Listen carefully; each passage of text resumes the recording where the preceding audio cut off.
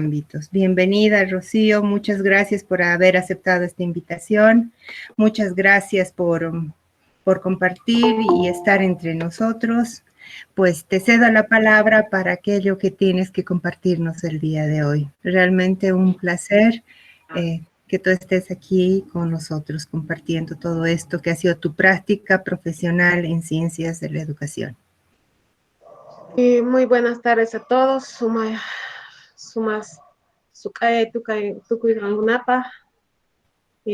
Estoy muy contenta de estar aquí, de estar en este espacio, de poder participar, de poder aprender también de todos y cada uno de ustedes. Y este es un día verdaderamente bien. Lo que yo quiero compartir son las inquietudes que yo tengo en el tema de participación social comunitaria y especialmente visto como cientista de la educación, como educadora, y los desafíos que creo que nosotros tenemos para seguir llevando adelante este proceso histórico, político también. Entonces, en ese marco es que yo voy a ir compartiendo, si alguien tiene alguna... Sí, entonces continuamos.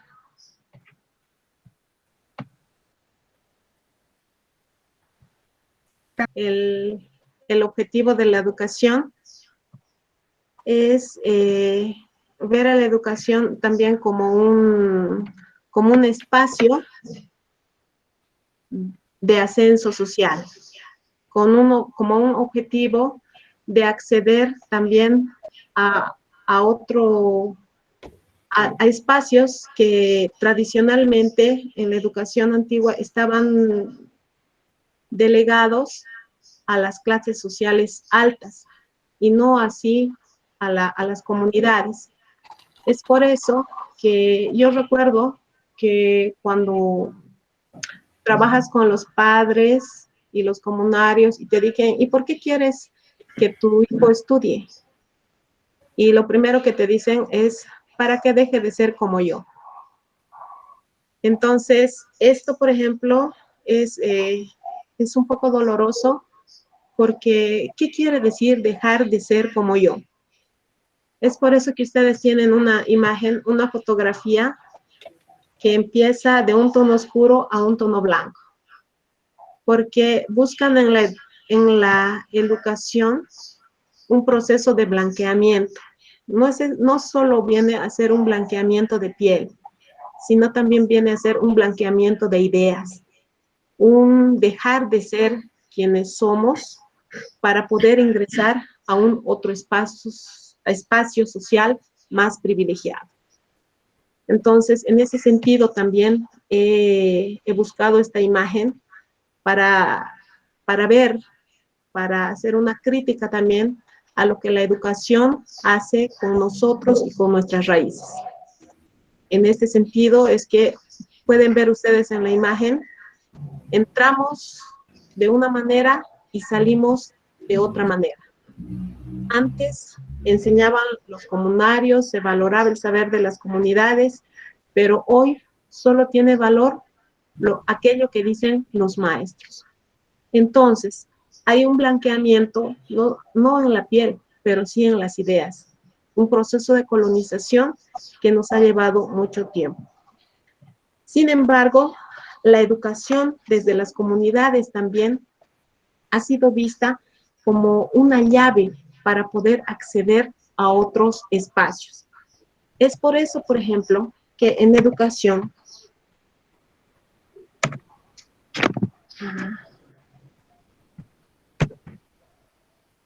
nosotros vamos a ver que en Bolivia, por ejemplo, surge un primer movimiento llamado escuelas ambulantes. Estas escuelas ambulantes surgen como una experiencia, como una exigencia de los comunarios para acceder a la educación. Eso por los años 1907 y 30. Los maestros tenían que repartirse en 2 unidades educativas cada 15 días y ellos tenían que ir a dar clases.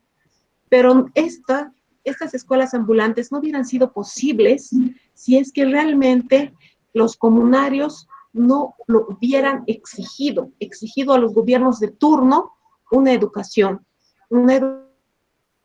también para que dejen de ser engañados, porque ellos no sabían leer.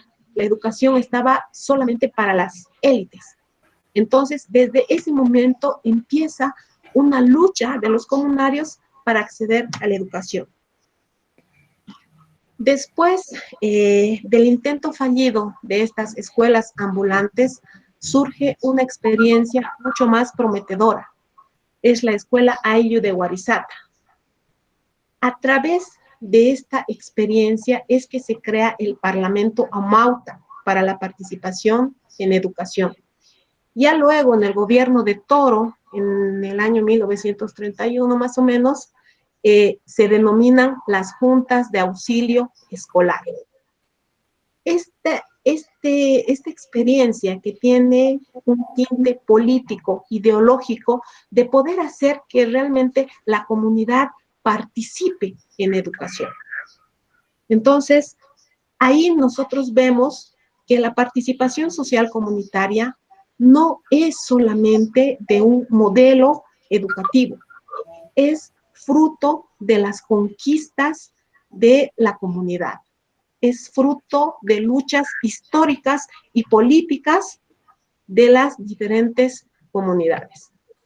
A partir de eso, en el Código de 1900, Código de la Educación del 55, en el gobierno de Víctor Paz Estenssoro, en el artículo 6, por ejemplo, se visibiliza en un artículo la participación de los padres y madres de familia, a partir de algo que se ha denominado Asociación de Padres y Madres de Familia. Así se ha denominado más para el área urbana, porque en las áreas rurales se seguía manejando el denominativo de juntas de auxilio escolar. Entonces, ya es ahí, en la ley 1565, se oficializa la estructura de participación popular en educación, con las juntas escolares, con las juntas de núcleo y las juntas de distrito. Todo esto con el aval de la 1551, que era la ley de participación social comunitaria. Entonces, lo que en un momento fue, lo que hizo el gobierno más o menos es visibilizar las demandas de las comunidades indígenas en la ley, ¿no? Si al principio, digamos, fue acusada como una ley neoliberal y todo esto, luego las comunidades se apropiaron de estas leyes para ponerlas también a su favor.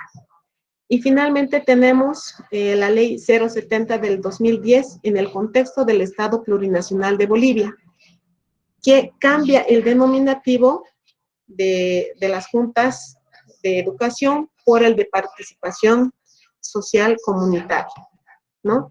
Entonces, ahí ustedes pueden ver claramente que la participación social comunitaria no es fruto de un modelo económico, no es fruto del deseo de personas y del gobierno de turno, es fruto de las luchas políticas, de reivindicaciones sociales que han tenido las diferentes comunidades.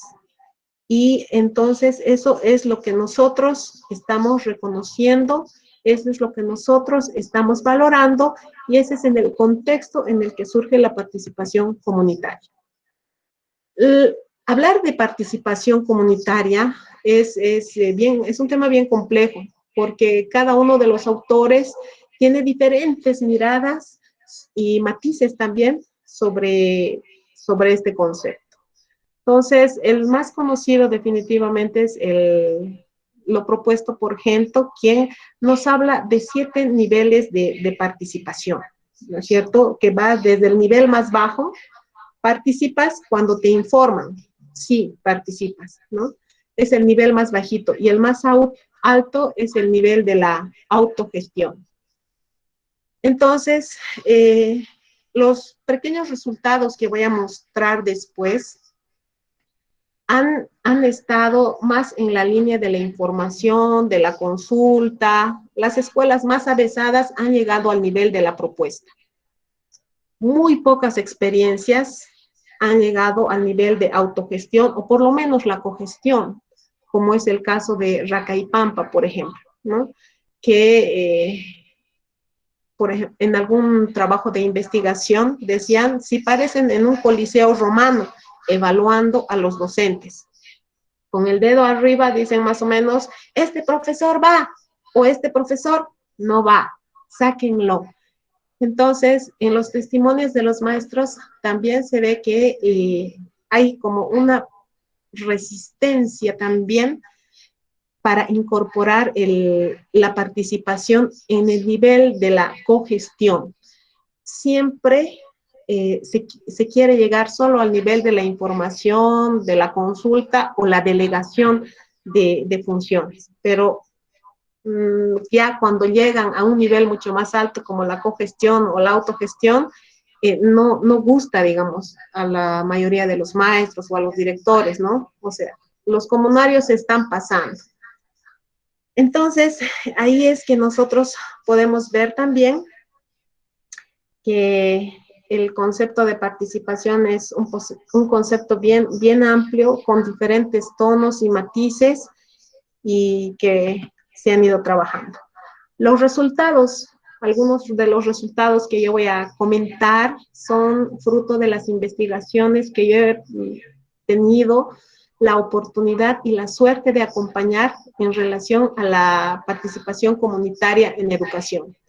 La mayoría de lo que voy a comentar son de investigaciones de unidades educativas del Estado, del área dispersa, y corresponden más al nivel primario y secundario. Esto, por ejemplo, no quiere decir que yo no haya asesorado investigaciones en el área de la educación privada. Sí lo he hecho en un estudio comparativo en Quillacollo, en tres unidades privadas, y puedo decir con esto que los resultados han sido muy diferentes a lo que yo he visto en las unidades educativas del Estado.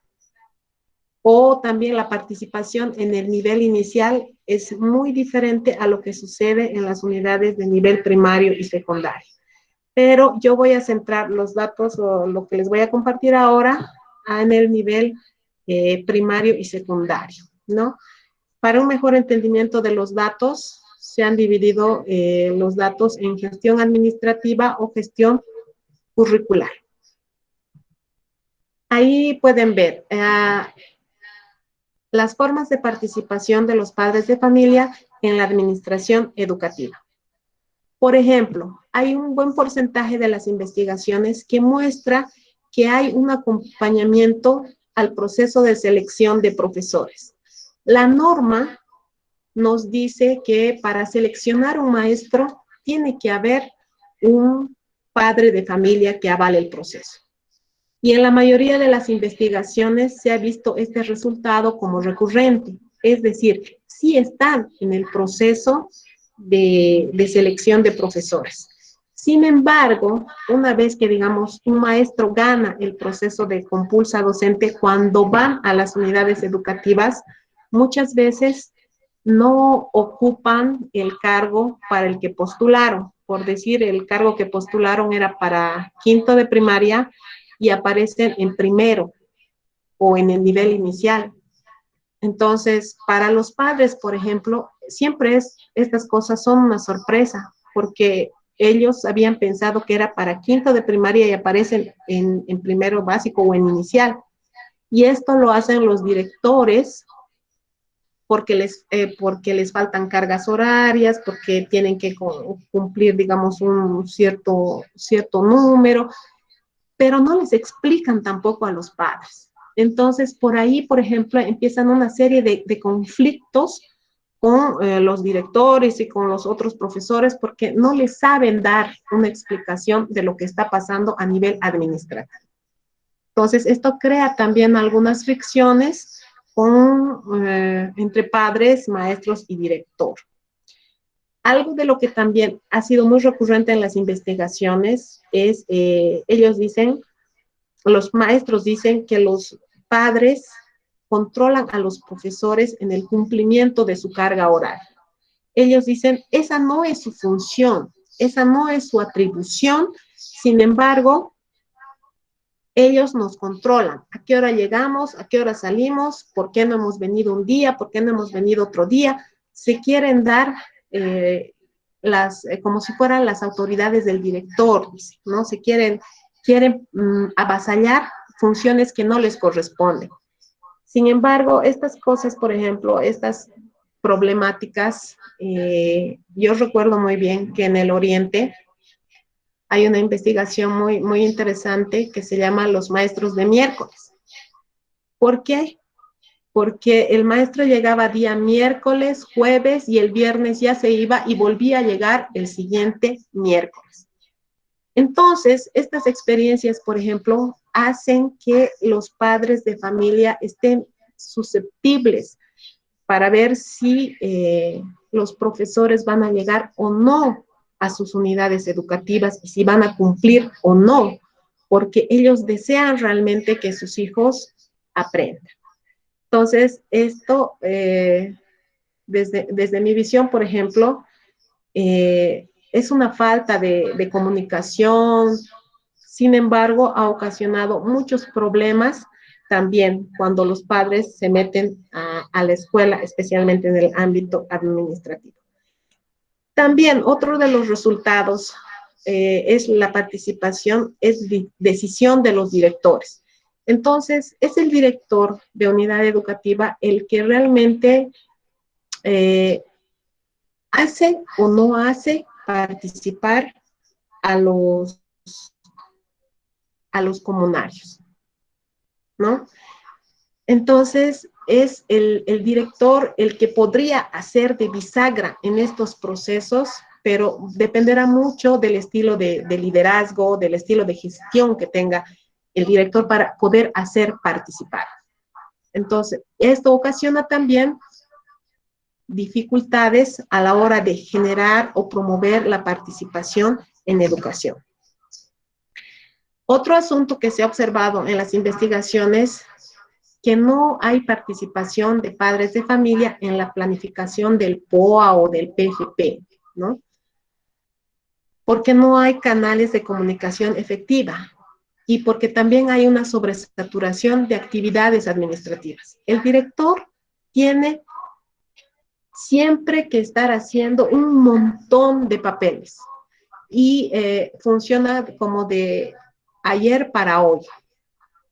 Entonces, los directores manifiestan en los resultados de estas investigaciones que cuando les piden el PO o el PCP, les piden de un día para otro y no hay posibilidad de convocar a los padres. Entonces, por eso no les hacen participar en estos instrumentos, porque no es posible de reunirlos tan pronto, dicen ellos. Y los padres, por su lado, dicen en las investigaciones que ellos no están enterados ni para qué es el POA, ni para qué es el PCP, a ellos no los llaman ni les convocan. Entonces, es una suerte para mí, ¿no? De falta de comunicación efectiva y real. Las investigaciones también muestran que en la mayoría de las ocasiones solo participan los delegados del Consejo Social Comunitario. Es decir, en las unidades educativas se eligen los delegados de curso y a partir de los delegados de curso se exige en los consejos sociales comunitarios. Sin embargo, en la realidad, solo funcionan algunos de los consejos social comunitarios, si no es que solo es el presidente.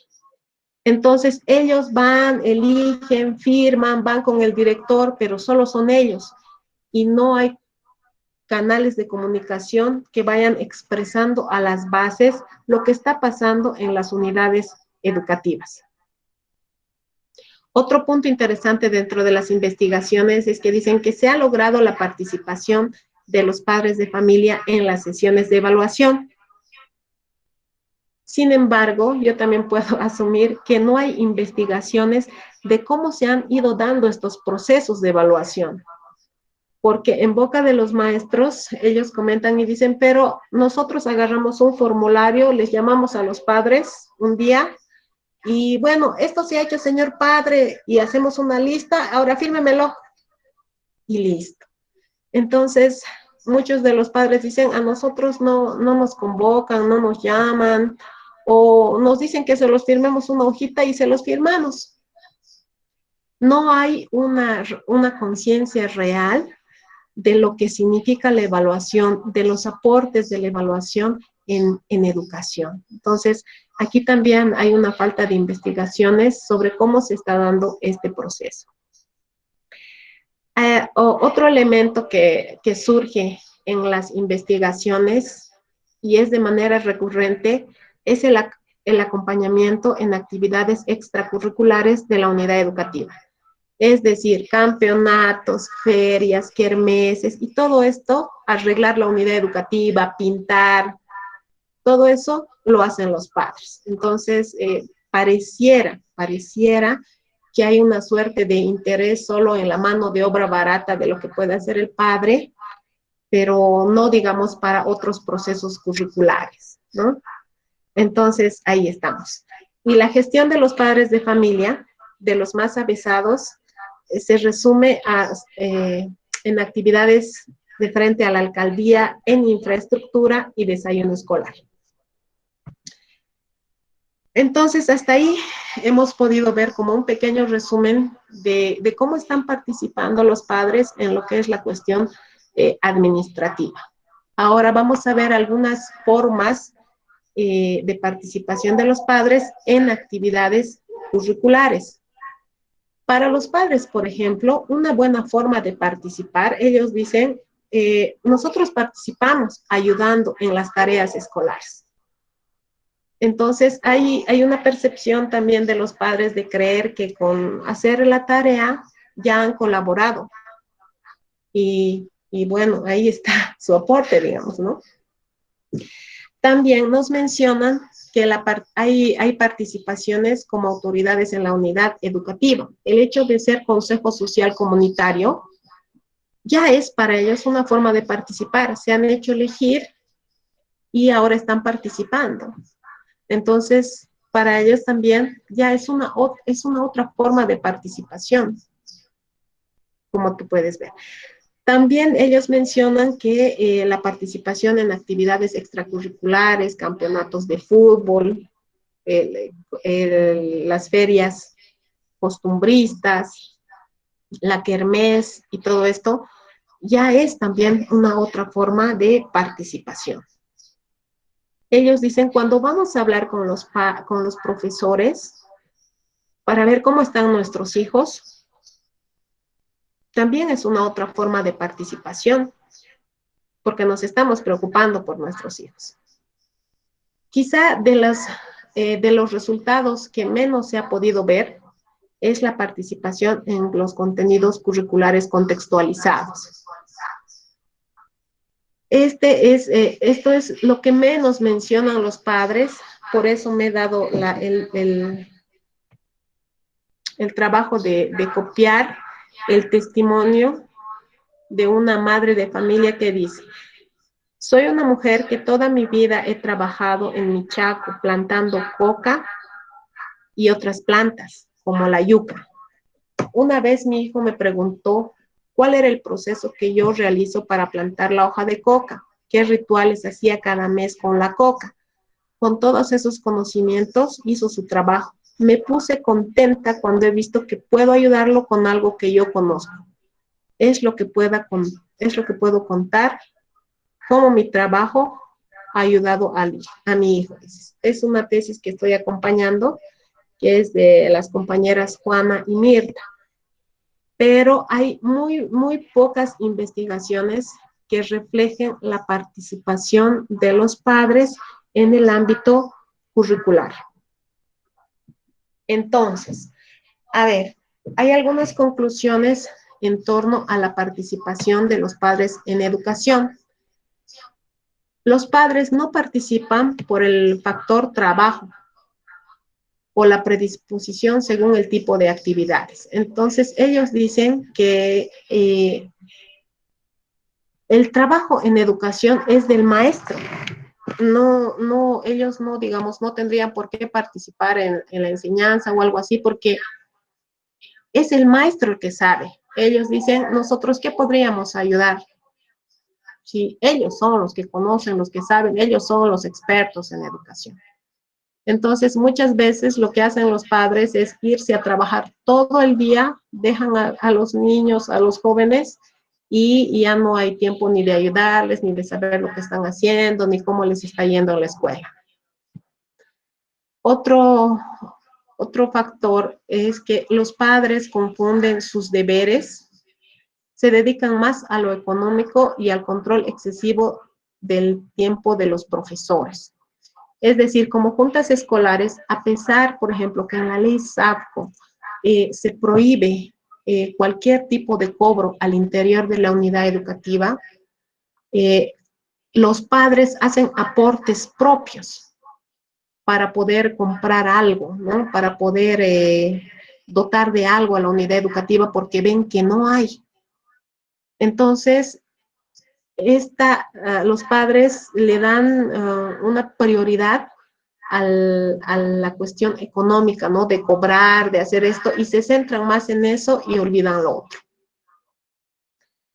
Y después ellos mencionan que hay papás que los inscriben a sus hijos al inicio de la gestión escolar y después no aparecen sino hasta el último día de clases. Y todavía aparecen enojados, dicen, porque sus hijos están reprobados.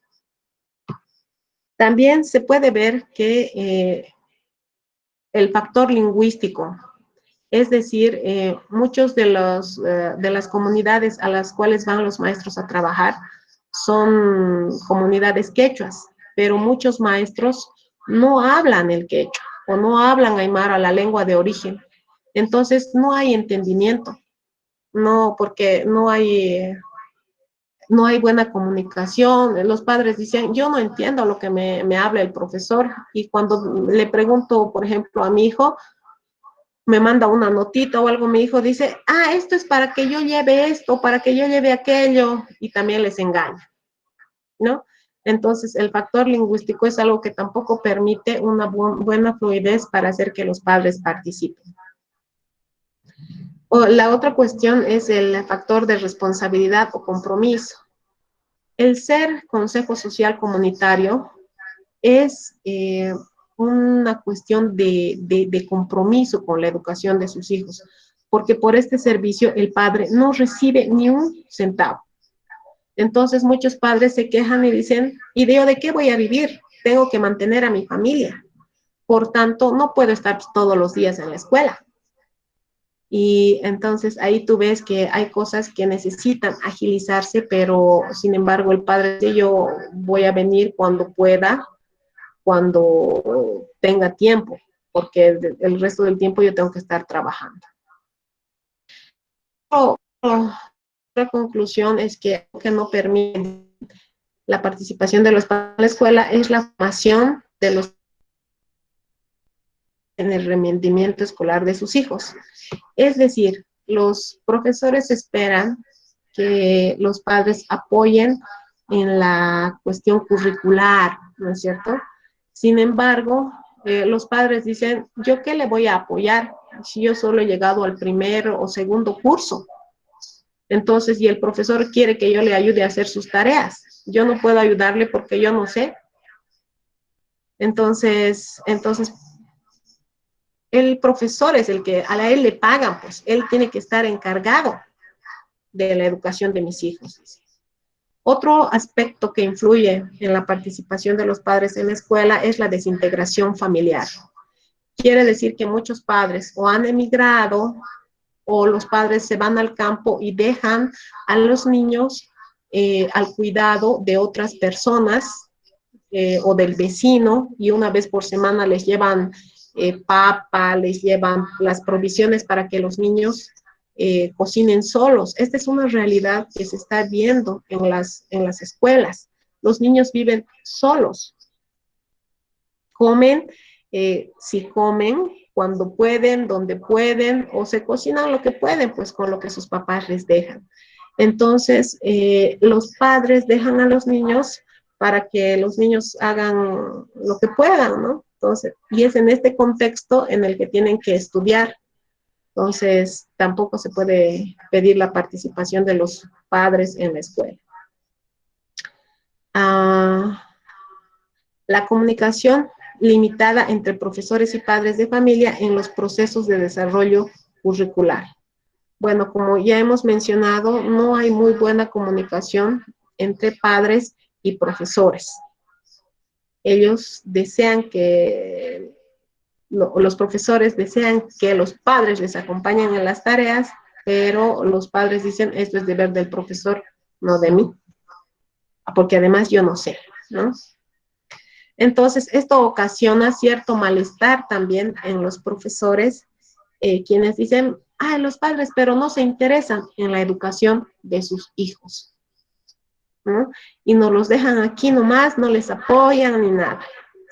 Entonces, es así como se ve por qué los padres no están logrando participar en la escuela. Entonces, ¿qué desafíos tenemos nosotros como profesionales en ciencias de la educación para la participación comunitaria? Bien, Reconocer, tal vez. Hola. perdón, sí.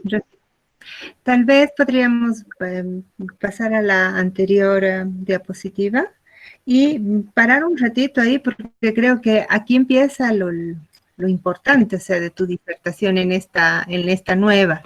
Pero hasta aquí me gustaría tal vez centrarnos un poquito en esto de la participación, porque si mal no entiendo, tú estás planteando la participación de los padres de familia en lo administrativo, en el currículo como tal, pero también hace referencia a las tareas y a lo extracurricular. Entonces, dentro de lo administrativo también podríamos, no sé si incluir el control del horario que realizan los padres o cómo tú has podido visualizar esta participación en estas investigaciones. Realmente esto que estamos ahora escuchando de tu palabra, obviamente, a veces para quien no conoce el área rural, obviamente va a ser, y esto de qué nos sirve a nosotros conocer, es cuestión de los profesores, ¿no? Esta perspectiva de la participación que tú nos mencionas, ¿cómo ha sido cómo ha sido la forma que tú has ido abordando a partir de las investigaciones que tú has realizado? ¿O ya de entrada ya tenías estas categorías de trabajo? ¿Cuáles han sido esos elementos que te han permitido mostrarnos estas categorías que tú nos estás presentando el día de hoy? Las categorías han surgido por las investigaciones en las que yo he acompañado a los maestros. Más o menos son 15 investigaciones sobre participación social comunitaria en el área administrativa, en el área curricular, en la propia participación de padres, que me ha permitido sacar estas categorías que yo les he ido mostrando, que son las que aparecen de manera común en este tipo de investigaciones. De ahí han surgido estas categorías y a partir de todas estas problemáticas es que después yo les voy a presentar una propuesta de cómo creo yo que podría desarrollarse esto de la participación comunitaria, pero desde el punto de vista de un educador, que por ejemplo es mi caso, ¿no? Y el caso también de ustedes, Sí, porque yo creo que seguramente, como yo, digamos, ¿no? Que si bien también conozco algo de esto de la participación popular, muchos de los estudiantes y de los aquí presentes tendrán algunas dudas, algunas preguntas tal vez de toda esta primera parte que nos acabas de mostrar. Entonces, no sé, me gustaría abrir el micrófono antes de que entres en la segunda parte, porque ya estamos a las 17:51. Y me gustaría tal vez unos 5 minutitos de preguntas para que podamos entrar a estas tus propuestas y a estos retos que nos vas a lanzar para los cientistas de la educación o para los profesionales, porque para ser cientista yo creo que tenemos que trabajar mucho, mucho, mucho. Entonces, para los profesionales en ciencias de la educación. Entonces, les invito a los que tengan algunas preguntas a participar en este momento, unos 5 minutitos, unas 3, 4 preguntas tal vez. Queda abierto el micrófono. Si alguien quiere participar, por favor. Hola, no hay dudas, no hay preguntas. Hola, hola. Seguimos entonces, ya que no hay preguntas. ¿Qué dice Rocío? Como el capitán del barco mande.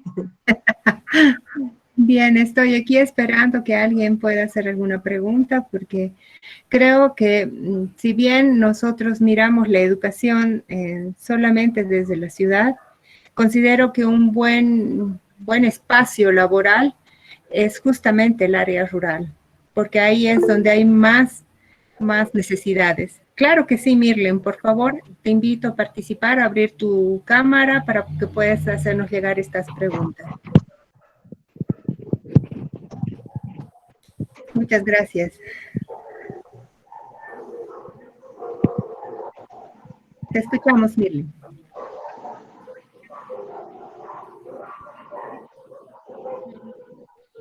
¿Mirlen? Hola. Hola, hola. Sí, ahora sí te escuchamos.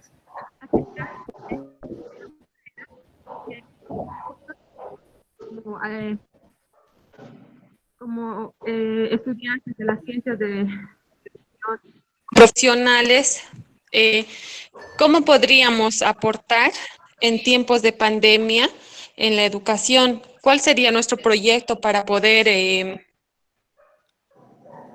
Hola, ¿me escuchan? Sí, sí, te estamos escuchando, Mirlen. Gracias. Esta es mi pregunta. ¿Cómo podríamos nosotros aportar como estudiantes y como profesionales en ciencias de la educación en estos tiempos de pandemia? ¿Cuál sería nuestro rol, nuestro trabajo para aportar a la educación en la actualidad por las cosas que estamos pasando? Esa es mi pregunta, Diana. Gracias. Bien, tal vez otra pregunta más. ¿O podríamos estar contestando esta? Sí, justamente, bueno, igual lo vamos a ver en la presentación. Como sugerencia yo ponía que la educación preventiva para los padres, por ejemplo, se ha visto el COVID solo como desde afuera, ¿no? Tienes que prevenirte, ponerte esto, medicación y todo eso. Sin embargo, si trabajáramos con los padres e hiciéramos un proyecto socioproductivo, entonces tendríamos que ver cuál es la necesidad, y la necesidad, por ejemplo, sería la recuperación de plantas medicinales para la prevención del COVID. O podríamos plantear también la alimentación basada en fierro, en hierro, la quinoa basada en cereales para elevar tus defensas, porque sabemos muy bien que el COVID ataca cuando tienes las defensas bajas. Cuando trabajas con los padres de familia te podrían decir lo que comen, cuáles son sus hábitos alimenticios, y si nosotros como educadores podríamos trabajar a partir del proyecto socioproductivo, diciéndoles cuál es la alimentación más pertinente que te puede elevar las defensas y con esto ayudar también a los niños. Y eso se puede hacer desde la escuela, se puede hacer desde el PSP, se puede hacer desde el ámbito también de la gestión, desde la gestión comunitaria. Porque nosotros no podemos cocinar para cada uno de los niños, pero sus familias sí pueden. Y la educación es muy fuerte, digamos, como para que tú vayas informándoles de cómo elevar las defensas, qué son las defensas, cómo trabaja el cuerpo, y esto se puede hacer a partir de un proyecto educativo, de un proyecto en educación.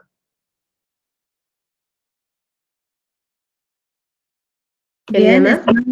sí, bien, si no hay más preguntas, entonces podríamos continuar con esta segunda parte que para mí es la más emocionante. La- Eliana, creo que el profesor Jaime quería participar, no sé si también lo podrías dejar. Él es un tesista al que yo estoy acompañando y ellos también están haciendo una propuesta, tienen un proyecto para desarrollar la gestión en educación. sí, Y también a es, partir de me sí, gustaría también porque ellos se han visto también rebasados, ¿no? O sea, no pueden hacer más porque realmente están sobresaturados en las actividades. Entonces, bien. quizá le podrías... Está pidiendo la palabra David Vilca. No veo a ningún profesor Jaime pidiendo la palabra, pero le podemos Le ceder a asistencia. David y Sí, luego si Jaime se anima, entonces pues ahí le cedemos la palabra también. David. gracias. Sí. Buenas tardes, un saludo cordial a Luis Rocío. Hemos podido comprender los hallazgos que nos presenta en esta oportunidad, producto de un trabajo de campo. Quizás, Rocío, nos pudieras un poco esclarecer, para la construcción de las categorías seguramente se ha utilizado un conjunto de metodologías, estrategias, técnicas, qué sé yo, ¿no es cierto? Sí. Para aterrizar en la construcción de estas categorías, ¿cuál es la fuente principal? ¿Es más resultado de las entrevistas? ¿Es más de repente prueba de un trabajo más de observación? De repente aquello nos ayudaría quizá a comprender más, ¿no es cierto?, cómo se ha hecho este trabajo de tratamiento de datos. Simplemente eso, gracias. Ya, David está haciendo la maestría en la Universidad Mayor de San Simón. También estoy teniendo la oportunidad de acompañarle en su tesis de maestría, que también es sobre la participación social comunitaria en un área periurbana, ¿no? Bueno, en realidad ellos dicen que son rurales, pero al lado de la laguna Lalay no creo que sean tan rurales. Pero bueno, las categorías que yo he sacado, querido David, son a partir de las investigaciones, incluidas la tuya también, a partir de las investigaciones, de las 15 investigaciones que he logrado acompañar en participación social comunitaria. Y todo lo que ha ido saliendo se ha hecho a partir de observaciones, de entrevistas, de entrevistas en profundidad a los padres de familia. Entonces, a partir de esto también es lo que yo he podido leer, lo que yo he podido acompañar en las diferentes investigaciones. Las investigaciones en el programa son de carácter más cualitativo, de corte etnográfico. Entonces, aparecen todos los testimonios. Bueno, yo no he puesto todos los testimoniados, pero sí he extractado categorías en función de los resultados que yo he visto también en las investigaciones. Bien, está pidiendo ahora sí, James, creo que se dice así, la palabra. Bueno, por favor. Tienes la palabra. Hola. Buenas Jaime, tardes. bienvenido. Bueno, un gusto de participar. Tengan muy buenas tardes a todos.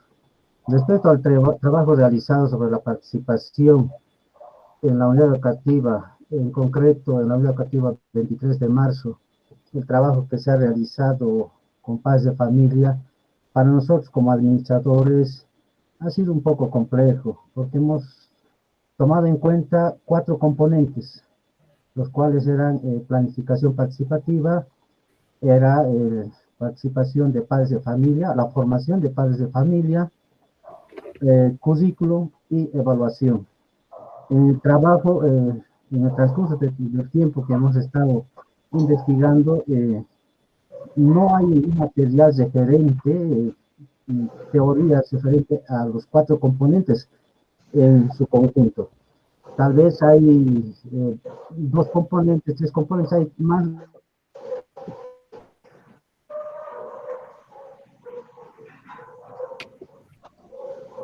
Hola. Jaime, creo que se ha cortado el audio. No sé si has Eh, logrado. bueno, Él estaba explicando sobre las categorías que encontró en su institución. Tal vez podrías explicarnos un poquito, ya que tú has revisado también o estás acompañando este sí, sí. documento. Bueno, lo que Jaime intenta decir que si bien ellos están elaborando un proyecto justamente para promover la participación social comunitaria desde la escuela, es porque han visto que la misma no funciona, pero ellos quieren hacerla funcionar en sus unidades educativas. Por eso se han animado a lanzar una propuesta que, que sea viable y que pueda llevarse a cabo a partir de la gestión participativa. Pero este es un esfuerzo titánico que hacen los maestros por promover la participación. Es un esfuerzo, porque como les digo, los maestros están sobresaturados de actividades curriculares, de actividades administrativas, de informes, de notas, y no tienen la oportunidad realmente de llevar a cabo como se quisiera la participación social en educación. Y Claro, ahí pero es donde yo creo que el profesional de ciencias de la educación tiene mucho que decir. bien. Seríamos nosotros los encargados de fortalecer este proceso. Bien, tenemos también una pregunta de Mirta. Tal vez, por favor, Mirta, ¿te puedes conectar tu cámara para hacer la pregunta? Mirta.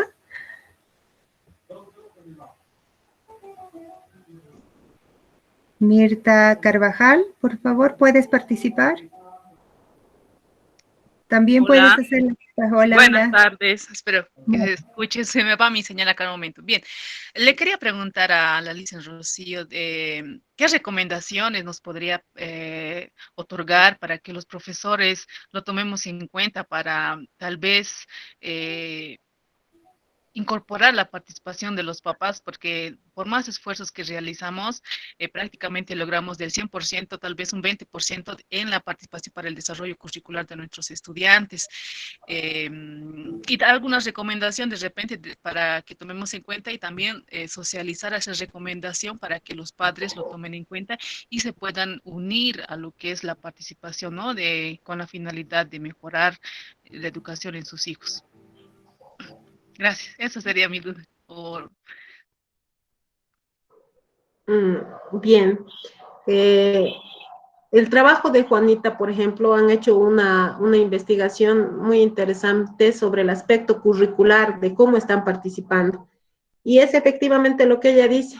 Los padres no participan, a no ser que haya uno que otro alumbrado, digamos, que, que pueda incorporar los saberes de los padres al currículum. Esa es una manera, pero se sobreentiende, digamos, que cargar sobre los padres o cargar sobre los maestros o sobre el director todo el peso de la participación social comunitaria es una locura para mí, porque encima de todo el exceso laboral que tienen que hacer participar a los padres, hacerles, y yo creo que eso debería estar en manos de otros profesionales, que justamente se encarguen de ser la bisagra y se encarguen de dinamizar la participación de los padres en educación.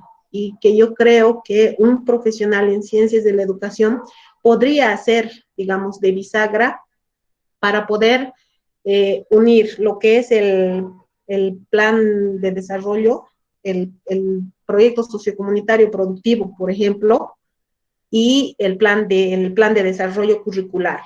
Entonces, a partir de esta manera, se podría hacer un trabajo muy interesante, pero es un otro trabajo. Eso más, por ejemplo, no les podemos pedir a los maestros. Tal Ya vez, hacen lo suyo. tal vez los espacios, abrir espacios pedagógicos, ¿no? De asesoramiento pedagógico, que bien podríamos estar ahí, los licenciados en Ciencias de la Educación, para contribuir y ser esta bisagra que tú mencionas. Si les parece, podríamos pasar a la segunda parte, que es, seguramente nos tendrás mucho que decir al respecto en esta segunda parte, si podemos pasar a esta ya. Estamos a media hora, casi 25 minutos de que concluya este evento para ir conociendo estas otras sugerencias que tú tienes, Rocío. Muchas gracias. Bien, entonces, lo primero, ¿no? Reconocer que la participación social comunitaria tiene mucho camino por avanzar y que deben abrirse nuevas oportunidades, oportunidades creativas para realmente abrir este espacio de participación de los padres. También estoy consciente que existe una sobresaturación de actividades administrativas para directores y profesores de escuela que no permiten el desarrollo de la participación social comunitaria. Reconocer la participación comunitaria como un hecho político, una conquista histórica de los padres de familia y que no debe ser atribuida a ningún partido de turno. Y finalmente, promover un congreso que permita discutir avances y aspectos a desarrollarse en el tema de la participación social comunitaria. Entonces, desde mi forma de ver, ¿qué debe de saber el profesional en ciencias de la educación? Algunos, para asumir este reto, para ver el hecho educativo más allá de un aula y una escuela. Entonces, para mí, por ejemplo, una escuela es como ese puntito rojo que ustedes están viendo. Una escuela te abre instituciones, te abre al municipio, te abre a ONGs, te abre a diferentes realidades socioculturales. Entonces, el profesional en ciencias de la educación debe ser una persona capaz de relacionar escuela y problemática social.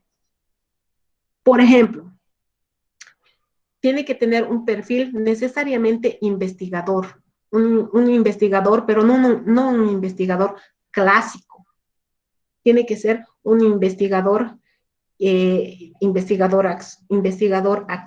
promueva la metodología de investigación-acción, las metodologías de sistematización de experiencias, las autobiográficas, investigaciones que puedan servir como instrumentos para diagnosticar la realidad sociocultural de cada una de las escuelas, porque una escuela, si bien he asesorado estas 15 investigaciones, todas sobre participación social comunitaria, ninguna ha arrojado los mismos resultados, porque todas las escuelas son diferentes, cada una de ellas es especial.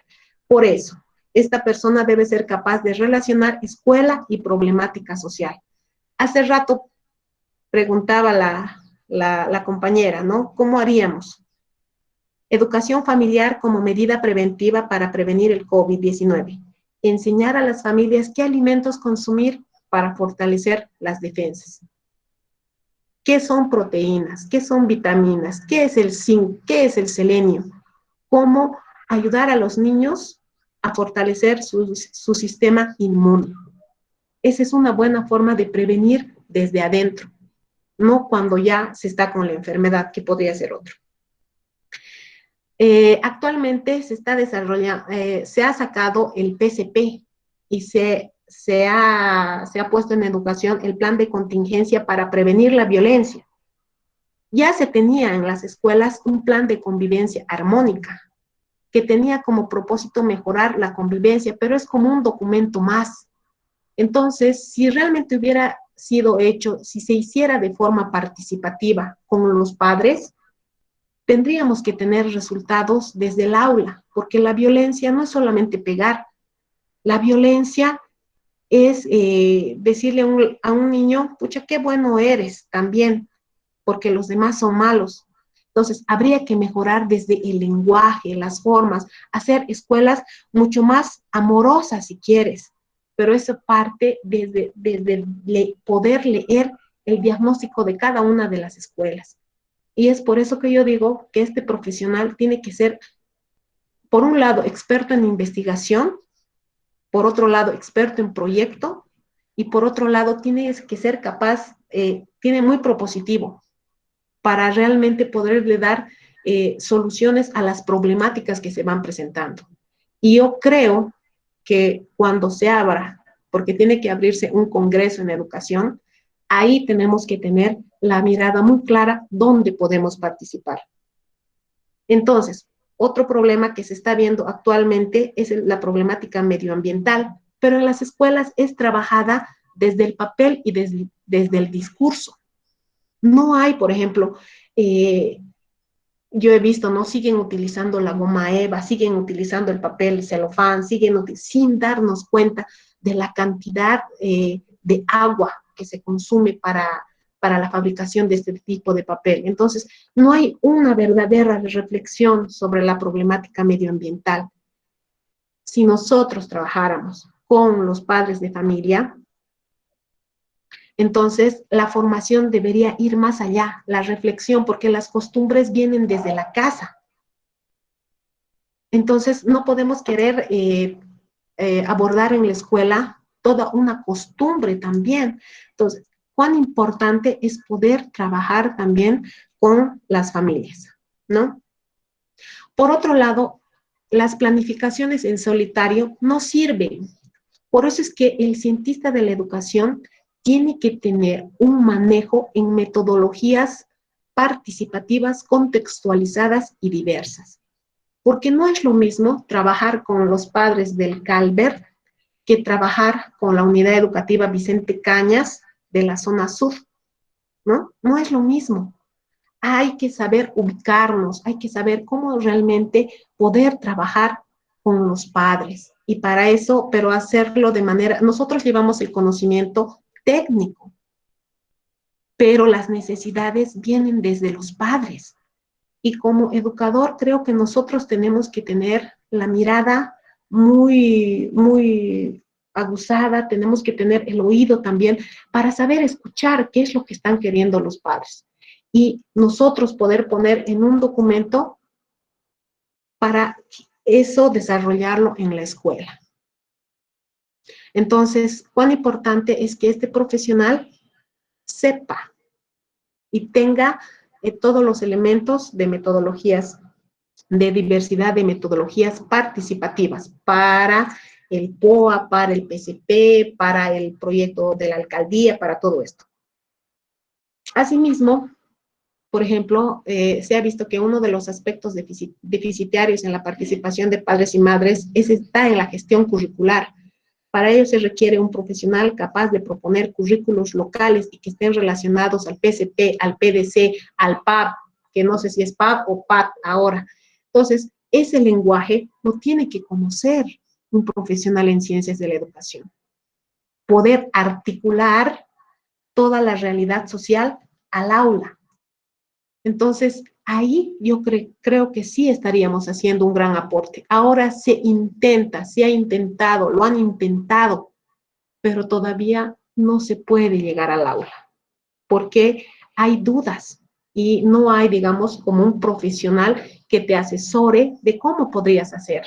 Los profesores podrían hacer su propio material, pueden hacer, pero también en las investigaciones, en los proyectos que yo he ido elaborando con los padres, con los profesores, hemos visto que no es que los profesores no pueden, es que falta alguito que les motive y les diga, pero tú puedes hacer tu texto a través de esto, y ellos lo hacen, lo inventan, lo crean, porque están hechos para el aula. Yo creo que el cientista de la educación, su campo de acción no es el aula, pero sí está relacionado a través de todo lo que les estoy diciendo, ¿no es cierto? De poder relacionar el contexto con el aula. Y para eso tienes que tener metodología. Por ejemplo, este profesional en ciencias de la educación tiene que saber diferenciar muy bien administración y gestión. La administración es netamente del director. La gestión debe ser hecha desde los profesores, desde los estudiantes, desde los padres, ¿no? Para relacionar escuela, organizaciones vivas de la sociedad, las OTBs, alcaldías, ONGs, fundaciones, otros. Entonces, la visión de educación tiene que ser mucho más grande. Tiene que poder ver otros espacios en educación. Y ese debe ser el cientista de la educación. Y eso tiene que estar, yo creo, desde mi forma de ver, muy clarito. Porque nosotros, yo creo, desde la experiencia profesional, no hemos sido formados para el aula, pero sí formados para poder leer estas otras realidades. Pero no, tampoco noto que nosotros como profesionales estemos pudiendo hacer esta función bisagra. Por otro lado, para mí también es importante como competencia el manejo teórico y práctico de la ley educativa o las leyes educativas y leyes conexas que la acompañan, porque entonces sí sabrías cuáles son las responsabilidades institucionales de un director. Hay cosas que él no puede delegar a nadie porque son sus propias atribuciones, funciones, pero hay cosas que sí se pueden delegar y son responsabilidad netamente de los padres, porque hay una ley que dice en qué deben participar los padres. Entonces, el profesional en ciencias de la educación tiene que tener un manejo de los instrumentos de planificación, pero no estos instrumentos teóricos largos, sino tiene que tener el manejo del PDM municipal relacionado a la educación, al POA de la UTB y al POA de la unidad educativa. Él es el que tendría que asumir esta función de planificación, pero desde una visión más integral. Entonces, tenemos muchas cosas por hacer. Ahí yo veo las metodologías educativas para poder diseñar currículos diversificados y localizados. ¿Quién lo va a hacer? Pues nosotros. Cada escuela es única y especial. Por lo tanto, cada escuela debería tener una forma de encarar la educación. Desarrollar y diseñar diversos tipos de evaluación comunitaria. Esta evaluación comunitaria para mí es un espacio histórico y que no deberíamos perderlo. Pero para eso tenemos que saber muy bien qué es lo que nos están pidiendo. Un profesional capaz de poder solucionar conflictos, ya que la mayoría de los problemas visibilizados en la participación comunitaria son dificultades en la comunicación. Entonces, tenemos que saber, tenemos que tener este perfil para solucionar los conflictos, para entender, para promover la empatía, para promover el diálogo, para promover el consenso, para hacer que la gente también se desarme de sus propias posiciones y pueda escuchar al resto. Un profesional capaz de entender la pluriculturalidad y la diversidad de cada una de las escuelas. Conocedor y crítico de los modelos pedagógicos subyacentes en las culturas escolares. Esto es absolutamente necesario porque cuando vas a una escuela y ves a un maestro, no es que criticas al maestro, es que hay subyacente una cultura escolar y eso te da para entender, para empatizar y para ayudarle a mejorar. Reconocer que una unidad educativa es única, multifacética y relacionada con diversas instituciones. Las escuelas no son islas. Y eso es lo que, como cientista, yo he aprendido en todo este tiempo. Y cuán importante sería de poder realmente hacer este trabajo y promover un cambio en educación, que definitivamente no va a ser de a uno. Si todos hiciéramos este aporte, podríamos tener una verdadera revolución educativa. Pachi, Tuculcangunapa, gracias por el espacio y el tiempo. 1 de agosto, del día de agradecer a la Pachamamita. Gracias también, Eliana. Y bueno, esto es lo que yo tengo para compartir. Esto es lo que yo puedo decir. Estoy abierta a comentarios, a idas y venidas de preguntas y a lo que quieran. Gracias. Realmente, gracias, Rocío, por todo esto, en realidad, este reto que nos lanzas como educadores, como parte de esta compleja estructura que es la educación, en este caso desde la formalidad, porque la escuela formal yo creo que nos brinda muchos desafíos también a nosotros, a los cientistas, ¿no? Bueno, a los profesionales en ciencias de la educación. Me cuesta mucho decirme cientista, porque creo que para eso hay mucho trabajo metodológico, de lectura, de trabajo de campo, que deberíamos también ser parte, como tú nos dices, ¿no? Esta labor de investigación y principalmente desde la labor cualitativa, no tanto cuantitativa, que algunos estamos también acostumbrados a manejar, ¿no? Muchas gracias y nuevamente volvemos a abrir el espacio, nos queda todavía 10 minutitos. Si podemos hacer este ejercicio de preguntar, de comentar tal vez esto que nos ha desafiado Rocío, bienvenidos, bienvenidas a todos los que nos están visitando, está Dalino también, qué bueno, está Tania, está Daisy, muchas personas también de docentes que nos están visitando el día de hoy, la grata presencia de nuestro maestro Jorge Shishawa, y bueno, quisiera Ruth también, a Raúl Pérez, a Alex Cuiza, qué alegría tenernos aquí entre nosotros, que supuestamente esto es para estudiantes, pero se está abriendo de una manera preciosa para ir compartiendo de manera horizontal, y les brindo pues a que se animen a participar.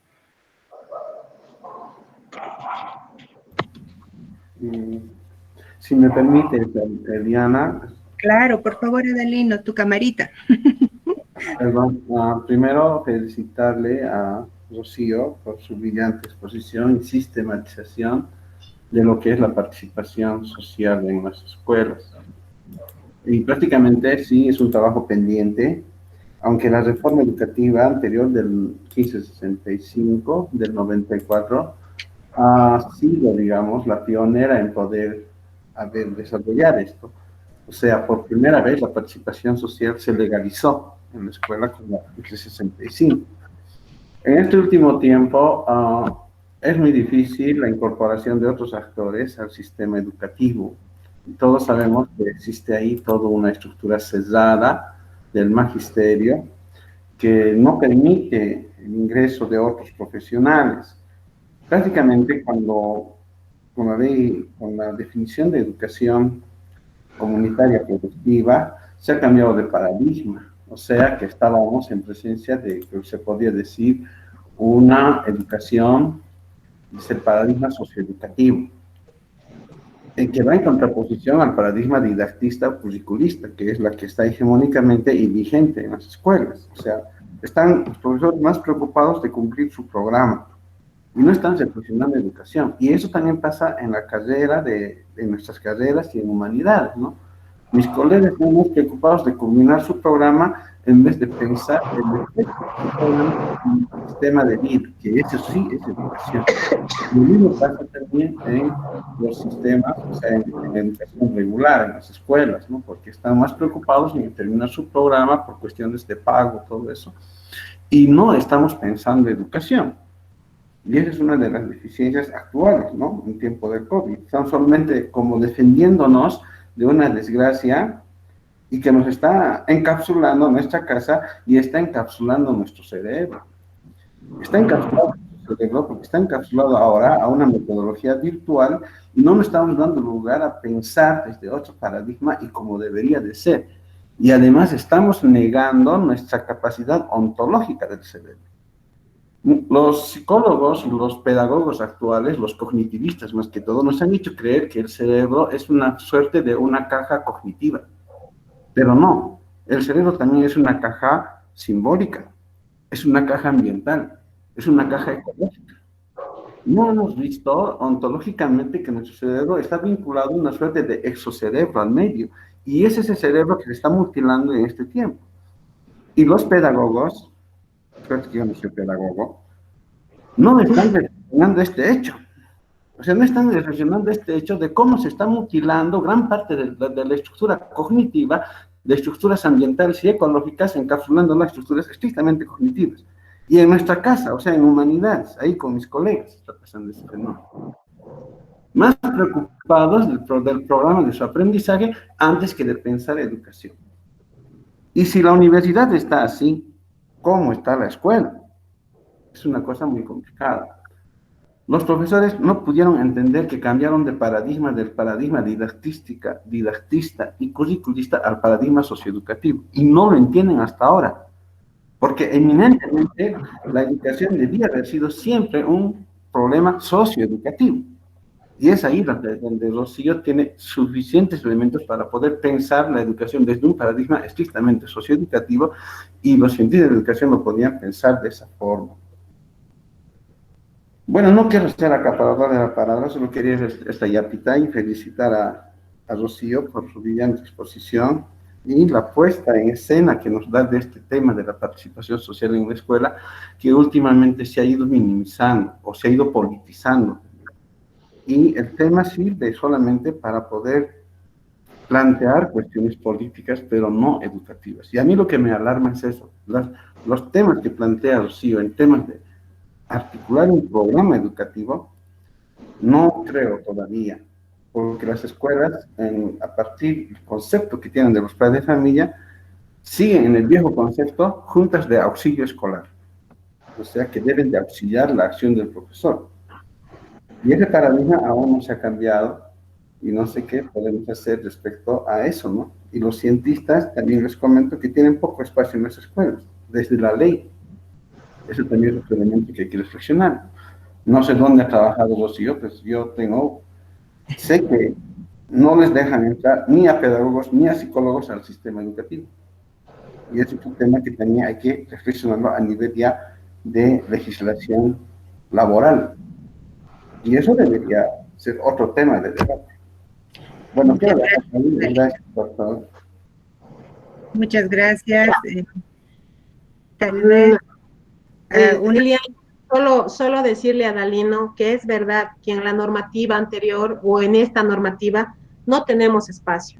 No tenemos espacio porque no hemos tenido propuesta, pero ahora se viene un tiempo de propuestas en el que yo creo que justamente los cientistas de la educación debemos estar unidos y con propuestas para llevar. Y aquí, por eso es que yo me animaba a lanzar o a decir todo esto, porque son los vacíos que yo veo. Y si bien ahora todavía no hay un espacio, en el futuro va a haber y se van a abrir estos espacios. Y aquí, por eso es que estoy desafiando yo, aquí va a abrir un espacio para que nosotros realmente podamos hacer este trabajo y podamos construir también. Adalino me preguntaba cómo es que tú sabes de esto, cómo se puede hacer, porque muchas ONGs, muchas fundaciones también buscan personas que hagan este trabajo. Yo lo he hecho, por eso sé desde la experiencia qué es lo que quieren, qué es lo que no está funcionando y en qué podríamos nosotros aportar. Yo creo que estos desafíos vienen, en realidad nos vienen encarando desde la aplicación de la nueva Constitución Política del Estado. Mi maestro, Luis Rojas Aspiazu, decía que estamos en un tiempo constitutivo y este tiempo constitutivo nos obliga a hacer propuestas y a retomar las ciencias de la educación, no solo la pedagogía, Adalino, no somos pedagogos, somos profesionales en ciencias de la educación. Entonces, como profesionales en ciencias de la educación, desde estas diferentes miradas, desde las ciencias de la educación, debemos y estamos en la obligación de desarrollar propuestas como la que tú nos acabas de presentar, Rocío. Bien, vuelvo a invitar estamos ya casi a 1 minuto, pero si nos damos un tiempito, unos 5 minutitos más, si me permiten, abrir esta última parte para 1 o 2 preguntas o 1 o 2 comentarios más. Están todos, el micrófono está abierto para quien quiera participar, si no vamos cerrando. Está también Raulito, tal vez si me puedes ayudar a cerrar el evento, sería fabuloso. Entonces ahí yo les abro la posibilidad de que hagamos este ejercicio, este último esfuercito, porque sé que estamos todos cansados. Ok, muchas gracias por el espacio que me das también a mí, Eliana. Sumarme a las felicitaciones, Rocío. Podemos o no compartir los criterios que has vertido, pero el hecho de que hablemos como profesionales de nuestra práctica, yo creo que ya es ponernos en circulación y es coherente con el tema que has elegido, ¿no? Porque más allá de profesionales, o antes de profesionales, creo que somos justamente papás, ¿no? O hijos, ¿verdad? Es decir, de una u otra manera somos los actores centrales de la educación, aunque ya no somos actores de la institución que se arroga todo el derecho además de la educación, ¿no? Entonces, por eso decía que podemos o no compartir algunos criterios que has vertido, pero sí es un hecho de que somos actores de la educación, en condición de padres, de hijos, de administrativos, profesionales, etcétera, etcétera.